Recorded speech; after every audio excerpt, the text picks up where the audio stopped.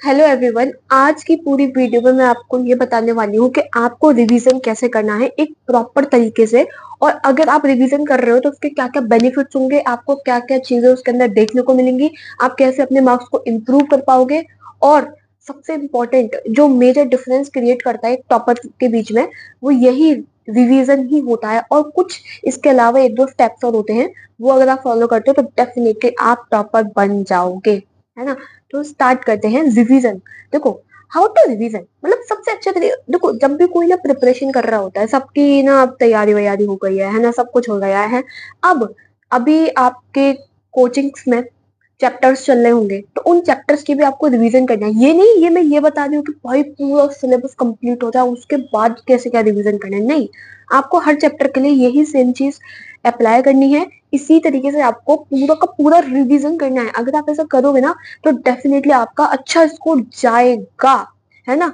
तो best way क्या होता है रिवीजन का, ये पता है। ये जो क्वेश्चन होता है ना, वो हम लोगों के बीच में इतना होता है ना, इतना ज्यादा कि भाई कोई हमें बस बेस्ट वे बता दे कि रिवीजन कैसे क्या करना होता है, हम तो बस वैसे कर लेंगे, हमें हमें मतलब नहीं है। बस हमें कुछ बता दे, एक बार बता दे, तो वो मैं बताने आ गई हूँ। तो चलिए स्टार्ट करते हैं। तो देखो, सबसे पहले क्या होता है, आपको आपको क्लास नोट्स मिलते हैं, है ना।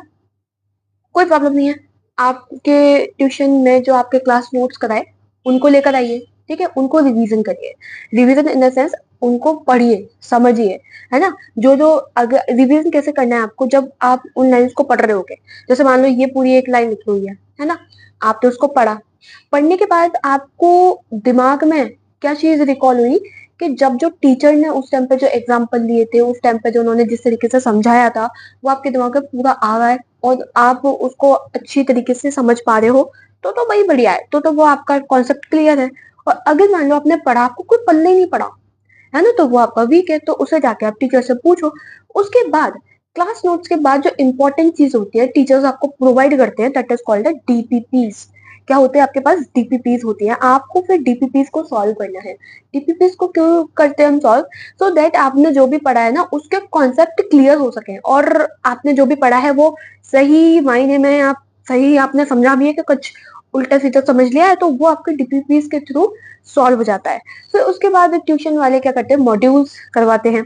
अब मॉड्यूल्स क्यों होता है, आपने डीपीपी करवा लिए, फिर आप मॉड्यूल्स क्यों करवा रहे हो, तो मॉड्यूल्स इसलिए करवाए जाते हैं कि अगर कोई हाई लेवल का क्वेश्चन आ जाए तो उसको आप फेस कर सके, उसको आप टैकल कर सके, उसको अप्रोच आप सही तरीके से कर सके, है ना। इसलिए आपको मॉड्यूल्स कराए जाते हैं। और मॉड्यूल्स में टफ क्वेश्चंस भी होते हैं, है ना। तभी तो कहते हैं कि लास्ट टाइम पे जाते जाते क्या होता है ना, कि भाई प्रेशर इतना ज्यादा इंक्रीज हो जाता है। मैं मार्च की बात कर रही हूँ, मार्च और अप्रैल की।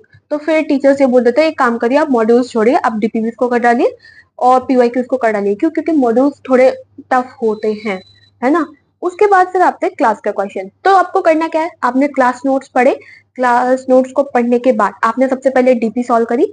डीपी मतलब डीपीपी, डीपीपीस को सॉल्व किया। डीपीपीस को सॉल्व करने के बाद आपने सेकंड नंबर पर उसके मॉड्यूल का क्वेश्चंस लगाए। मॉड्यूल के क्वेश्चंस लगाने के बाद आपने क्लास क्वेश्चंस लगाए। क्योंकि अभी मैं एक एक चैप्टर की बात कर रही हूँ तो इजी रहेगा, इतना ज्यादा बर्डन नहीं रहेगा आपके पास, है ना। और एक एक चैप्टर क्या, एक दिन में सर कोई भी एक टॉपिक्स को कंप्लीट करते होंगे ना, एक आध दो टॉपिक को, तो उन्हीं टॉपिक की मैं बात कर रही हूँ, है ना।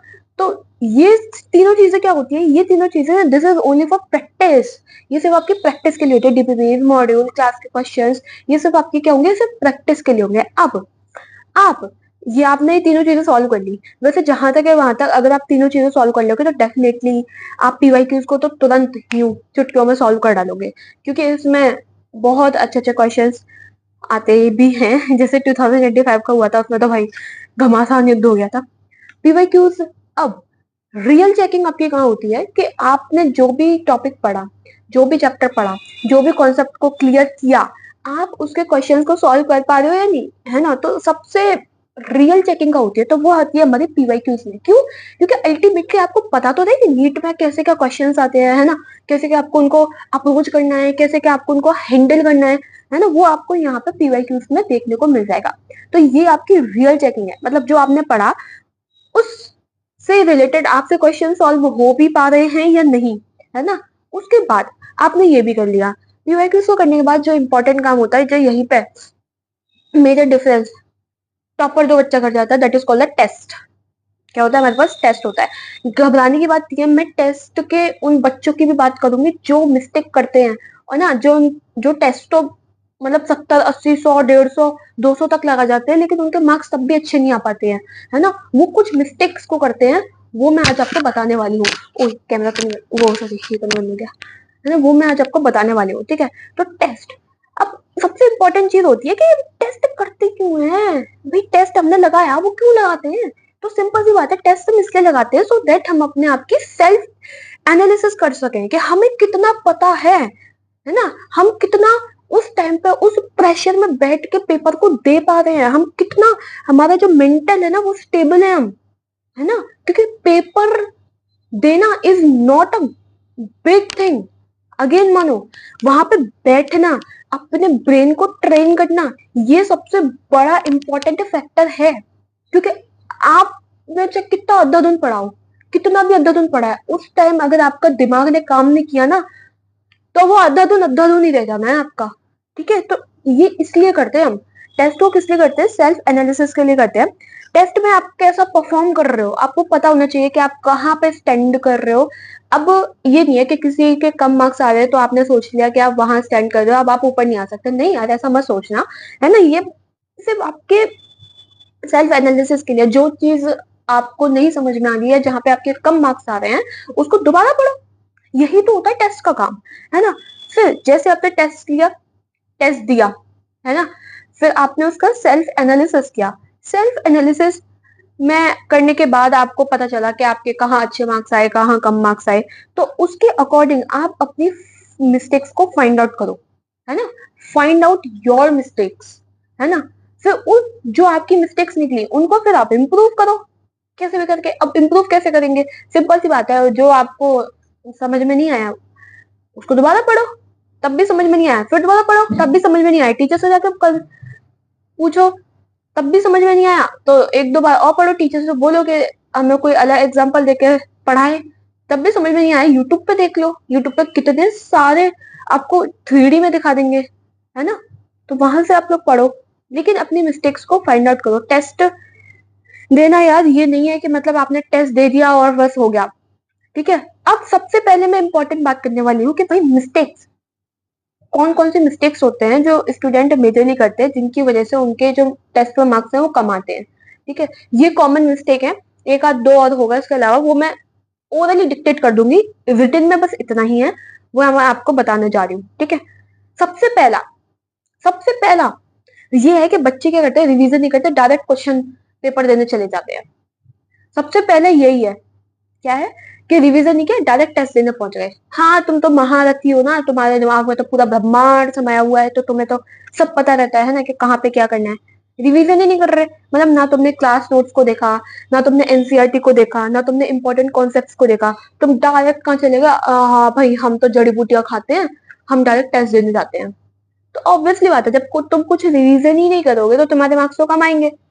पहला मिस्टेक इस तरीके के करते हैं लोग, लोग नहीं बच्चे, है ना। दूसरा होता है चैप्टर रीड किया, मतलब तुम लोगों ने क्या किया, ओवरव्यू ले लिया ऊपर ऊपर चैप्टर का और फिर जाके पेपर दिया है।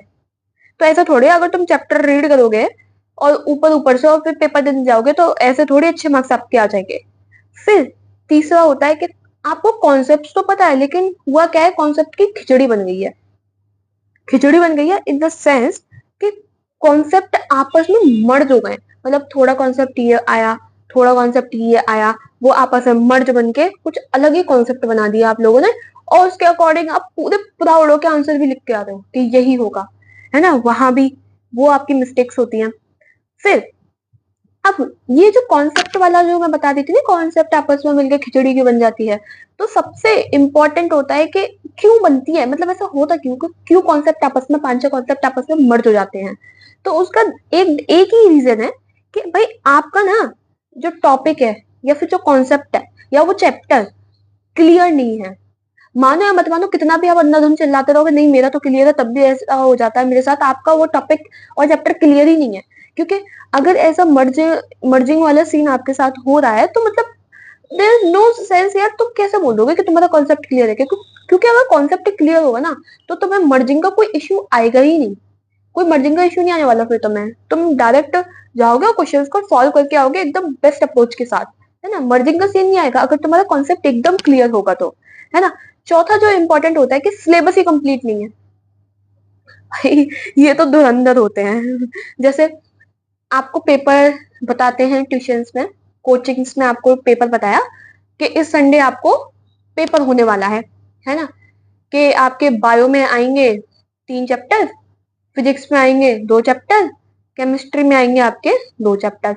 आपने क्या किया, आपको बायो का पता है सिर्फ 1 चैप्टर, फिजिक्स का भी आपको 1 चैप्टर पता है और केमिस्ट्री का तो बिल्कुल पता ही नहीं है ना। तो इस ऐसे टाइम पे क्या होता है, मतलब जो आपके पेपर में चैप्टर्स आ रहे हैं वही आपको तैयार नहीं है, तो इस केस में भी आपके लो मार्क्स जाते हैं, आप टेस्ट आपका खराब होता है। ये भी मिस्टेक्स क्रिएट करते हैं, मतलब सिलेबस इनकम्प्लीट है और आप डायरेक्ट टेस्ट देने जा रहे हो, तो ऑब्वियसली बात है मार्क्स तो कम आएंगे ही, है ना। फिर आता है पांचवा। पांचवा क्या होता है कि सिलेबस कंप्लीट है बट रिवीजन नहीं किया। ये तो सबसे बड़े पागल लोग होते हैं कि भाई तुम साथ के साथ सिलेबस कंप्लीट करते हुए जा रहे हो लेकिन तुमने रिवीजन ही नहीं किया, तुम रिवीजन ही नहीं कर रहे हो, है ना। तुमने रिवीजन ही नहीं किया तो तुम कहाँ से अच्छे परफॉर्म कर लोगे, क्योंकि रिवीजन पता है क्यों करते हैं, रिवीजन इसलिए करते हैं ताकि हमारे दिमाग में वो सारी चीजें फिट हो सके जो हमारे नोट्स में प्रोवाइड करी है टीचर ने, है ना, विद एग्जाम्पल्स के साथ, शॉर्ट ट्रिक्स के साथ, है ना। तो अगर आपने रिवीजन ही नहीं किया और सिलेबस आपका कंप्लीट है तो भी आपके मार्क्स अच्छे नहीं आने। उसके बाद आता है सिक्स। सिक्स से पहले मैं एक और बताने वाली हूँ, दैट इज कॉल्ड कौन सा, बैकलॉग वाला क्वेश्चन, बैकलॉग वाला। इसमें सिलेबस के बाद आपका बैकलॉग भी आ जाता है।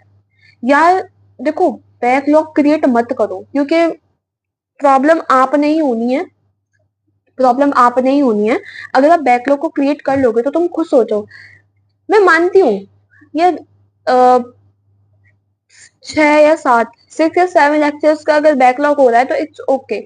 इससे अगर ऊपर जा रहे हो तो तुम, यार मतलब मैंने देखा लोगों के 20 से 30 लेक्चर्स के बैकलॉग होते, तुम करते क्या उस टाइम पे।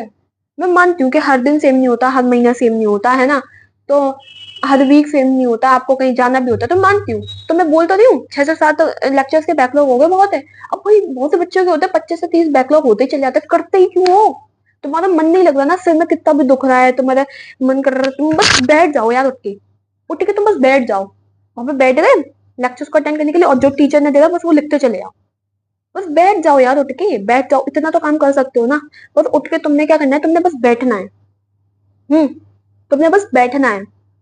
बाकी सब जो टीचर बोले तुम्हारे दिमाग में भी नहीं भर रहा, तब भी तुमसे पढ़ो बैठ के, ताकि तुम्हारा बैकलॉग ना हो। ये सबसे बड़ा इंपॉर्टेंट होता है, और इसकी वजह से पता नहीं बच्चे इतने ज्यादा स्ट्रेस ले जाते हैं, इतने ज्यादा स्ट्रेस ले जाते हैं। कोई बात नहीं है, बैकलॉग होता है, सबकी लाइफ में होता है, तो तुम उसे क्लियर करो ना। अब रोने से क्या फायदा, पागल वागल हो गया बिल्कुल, है ना। तो बैकलॉग को क्लियर भी अपने रखना है साथ के साथ। फिर आता है कि after mock test.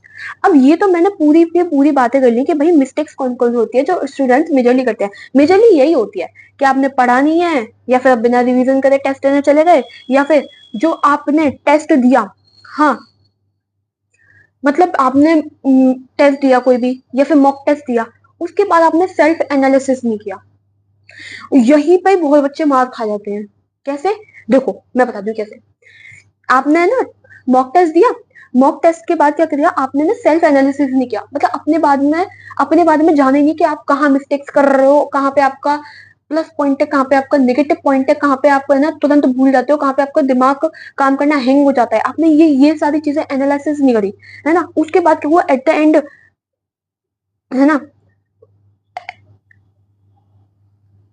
Self analysis ही नहीं कर पाए आप अपना। तो ये सबसे ज्यादा बहुत इंपॉर्टेंट होता है, पता है। फिर तो ये नॉर्मल टेस्ट की तरह हो गया, अगर आप अपना एनालिसिस नहीं कर पा रहे ना, अपने बारे में जान नहीं रहे हो, अपने बारे में उसके निकाल नहीं रहे हो। हम टेस्ट क्यों देते हैं, हम टेस्ट इसलिए देते हैं कहाँ पे हमारी मिस्टेक्स हो रही हैं, है ना। हम उसको आइडेंटिफाई करें कि हम नीट का जब एग्जाम देने जाएं, वहां बैठे तो मेंटली स्टेबल हो, कोई प्रेशर ना हो, क्योंकि टाइम बहुत कम होता है। हमें किस क्वेश्चन को कैसे अप्रोच करना है वो हमें आ सके, है ना, थ्रू टेस्ट, है ना। हमें कहाँ पे क्या कैसी, है ना, एक अप्रोच लगानी है, सो दैट वो क्वेश्चन सॉल्व हो जाए। अगर कोई हार्ड क्वेश्चन आ रहा है तो हमें किस तरीके से उसको छोड़ना है, कैसे उसको बाद में सॉल्व करना है ना। ये हमें सब टेस्ट के थ्रू पता चलता है। अब तुम लोगों ने सेल्फ एनालिसिस भी नहीं किया, तो तुम्हें लग रहा है कि तुम मतलब कर लोगे, तुम्हें लग रहा है कि तुमने करा नहीं अपना सेल्फ एनालिसिस और तुम नीट में है ना, तुम सोचोगे मैं इतना स्कोर करके आऊंगी, इतना स्कोर करके आऊंगा, नहीं हो पाएगा, नहीं हो पाएगा। देखो, सबसे इंपॉर्टेंट चीज होती है एंड एट द एंड तुम्हें सबसे यार अपना एनालिसिस करो, जहां पे मिस्टेक्स हो रही है उनको फाइंड आउट करो, उन कॉन्सेप्ट को क्लियर करो। अगर क्लियर नहीं होते तो टीचर से जाके पूछो, यही है, हाँ यही है, ये कर लोगे ना आप तो लाइफ झिंगल लाला हो जाने वाली है आपकी। फिर मैं अगली बात बताने वाली हूँ एट द एंड यार, नोट्स को सिर्फ आपको देखना ही नहीं है ना, उनको स्क्रिबल करो। स्क्रिबल इन द सेंस कि आपको एक पेंसिल लेनी है ना, अपने नोट्स निकालने हैं, सिर्फ ऊपर ऐसे ऐसे ऐसे देखो मत, पेंसिल को ऐसे ऐसे धीमे धीमे करके ऐसे उसी के ऊपर ऐसे अंडरलाइन करते घूमो या फिर ऐसे ऐसे करो, है ना। तो आपको क्या होता है ना, उस टाइम आपका दिमाग पूरा फिर वहीं पे कंसंट्रेट हो जाता है। ऐसे आप ऊपर ऊपर से पढ़ोगे तो आपका दिमाग कहीं और चल रहा होगा, आप कहीं और चल रहोगे, और बस आंखें उसकी तरफ होंगी, नोटबुक की तरफ, और सोच कुछ और रहोगे। ठीक है, फिर आता है मेरा क्वेश्चंस लगाने हैं यार। इस बार 2026 के लिए आप ये समझ लो, जितने मिक्स टू मिक्स क्वेश्चन लगा सकते हो उतने मैक्सिमम क्वेश्चंस आपको लगाने हैं, क्योंकि ये इम्पोर्टेंट है यार। इस बार का पेपर तो कोई भी प्रोडिक्ट ही नहीं कर पाएगा कैसा क्या आया है। डेली रिवीजन पे ध्यान देना, बर्डन मत क्रिएट करना, है ना। और पूरी जर्नी में एक चीज हमेशा याद रखना, अपनी हेल्थ पर बहुत ध्यान देना है, क्योंकि तुम्हें अब तुम्हारे पास 10 महीने रह गए हैं, है ना। तो अब 10 महीने तुम्हें किस तरीके से अपने अप्रोच रखते हैं, अपनी हेल्थ को खराब मत करना बिल्कुल भी। तो focus to your health and यार, don't compare your don't compare, है ना। Don't compare yourself that you can't do anything, you can do everything, that's only depends on you, है ना। ये मत सोचो कि मैं कुछ नहीं कर पाऊंगी, कि मैं अब से स्टार्ट कर रहा हूँ, मेरा क्या होगा, मैं क्या कर सकती हूँ, नहीं। कंपेयर तुम्हें करना ही नहीं है, बाहर में जाए, सब है, सब होंगे, हमें क्या करना है, हम तो बस अपने से बेस्ट है, बस बहुत है ना, बस हम बेस्ट है, हमें नहीं मतलब कोई होगा, हाँ होने दो, हमें क्या मतलब। ये आपको अपने अंदर पॉजिटिव चीजें लेकर आनी है, क्योंकि इस टाइम पे ना थोड़ा डिप्रेशन वाला मोड आ जाता है, और सबसे ज्यादा डिप्रेशन का फेज पता है कौन सा होता है, दिसंबर वाला। वहां तो बच्चे भाई साहब अलग ही लेवल के होते हैं, है ना।